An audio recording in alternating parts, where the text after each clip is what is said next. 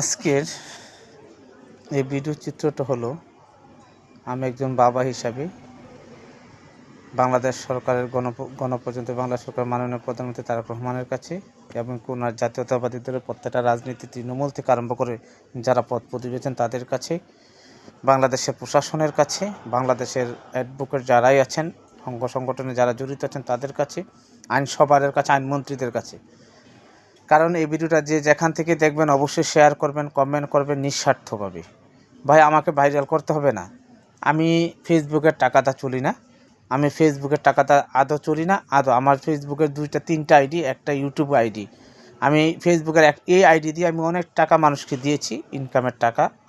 আমি বলছি আমার মেয়ের জন্য, শুধু ছোটো মেয়ের জন্য 2000 টাকা দিয়েছিলাম। আমার যত টাকা আছে প্রায় আজ থেকে 9 বছর যাবৎ আমি ফেসবুকে ইনকাম করছি। সম্পূর্ণ টাকা আমি কাকে দিচ্ছি আমি কখনো ফেসবুকে বলি না। আমার স্ত্রী জানে, আমার 2-3 জন লোক জানে। শুধু ঢাকাতে একজন আছেন, রাজশাহীতে একজন আছেন, আর আমাদের ফ্যামিলির একজন আছেন। আমি যাকে যাকে দিই, যে জায়গায় যেই দিই সংস্থাতে, আমি কাউকে জানিয়ে দান করি না। কিন্তু আজকে আমি আপনাদেরকে এই ভিডিও চিত্রের ভিতরে এই কারণে আমি এটাকে বলতেছি যে বাংলাদেশের শিক্ষকরা যে নীতি শিখায়, বাংলাদেশ শিক্ষকরা ম্যাথমেটিক্স শিখায়, বাংলাদেশ অ্যালজাবরা শিখায়, অ্যারিথমেটিক্স শিখায়, ম্যাথমেটিক্স শিখায়, স্কুলে অসংখ্য শিক্ষা গল্প গুচ্ছ শিখায়। এই শিক্ষকরা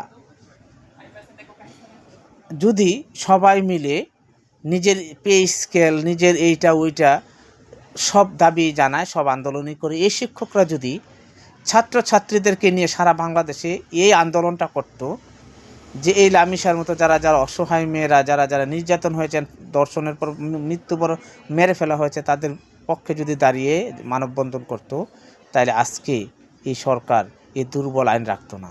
অবশ্যই আইনগুলোকে পরিবর্তন করতো। আইনের পরিবর্তে আমরা ফাঁসি চাই, ক্রস ফায়ার চাই। দর্শন, চুরির জন্য হাত কাটা যাবে, ডাকাতের জন্য, চুরির জন্য। এই আইনগুলো যদি আমরা পাইতাম, করতাম, বাংলাদেশে একজনও আর লামিসার মতো মেয়েদেরকে অন্যায় অত্যাচার করতে পারতো না, নির্যাতন করতে পারতো না। আপনারা কি উক্তি দিবেন, কি যুক্তি দিবেন? একজনের দর্শন করে আরেকজনের গুলি। এখানে দুর্নীতি বন্ধ করে দিন। দুদক কেন আছে? দুর্নীতি বন্ধ করুন। প্রত্যেকটা শিক্ষকদেরকে অনুরোধ করবো, আপনারা রাস্তায় মানববন্ধন করতে নামুন, প্রত্যেকটা ছাত্রছাত্রীকে নিয়ে। টেকনাফ থেকে তেঁতুলিয়া যতগুলো স্কুল আছে। নাম্বার 2, দলমত নির্বিশেষে সবাই আওয়াজ তুলুন। মন্ত্রিসভায়, আইনসভায় সবাই যেন আইন পরিবর্তন করেন, কঠোর করেন আইন। কারণ কোনো নারী দর্শন, শিশু দর্শন যেন না হয়, ছেলে বলাৎকার না হয়, হইলেই ক্রস ফায়ার, ফাঁসি। এখানে বা কেউ উকিল যেন না আসতে পারে তাদের পক্ষে, দর্শনকারীদের পক্ষে কোনো উকিল যেন না আসতে পারে, সেটা ব্যবস্থা করে একটা আইন করুন। সুতরাং আমি আজকে জোর দাবি জানাচ্ছি বাংলাদেশ গণপ্রজাতন্ত্রী বাংলাদেশ সরকারের কাছে, মাননীয় প্রধানমন্ত্রী তারেক রহমান সাহেব, এমনকি আমার শুভাকাঙ্ক্ষী, আমার বন্ধুবান্ধব যারা আছেন, আমার এই ভিডিও চিত্রটা আপনারা অবশ্যই শেয়ার করবেন।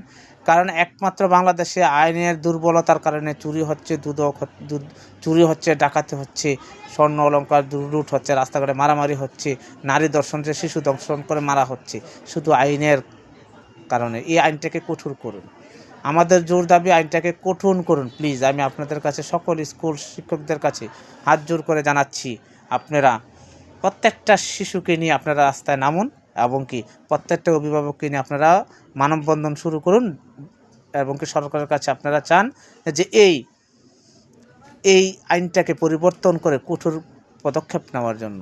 সুতরাং আজকে আপনারা ইঞ্জিনিয়ার হন, ডাক্তার হন, যে যেখানে যে স্থানে আছে, যে পেশায় থাকেন, সকল পেশাদের কাছে আমি অনুরোধ করছি, বাংলাদেশের মানুষের কাছে, আপনারা যদি আমার ভিডিওটা দেখেন, সবাই অন্তত আপনাদের প্রত্যেকটা শিক্ষকদেরকে বলবো, প্রত্যেকটা ডাক্তারদেরকে বলবো, প্রত্যেকটা কৃষকদেরকে বলবো, প্রত্যেকটা দর্জি দ্বারা কাজ করেন তাদেরকে বলবো, ব্যবসায়ীদেরকে বলবো, আপনারা অবশ্যই সবাই মিলে একটা মিটিং করুন, করে সবাই একযোগে মানববন্ধনে দাঁড়িয়ে যান।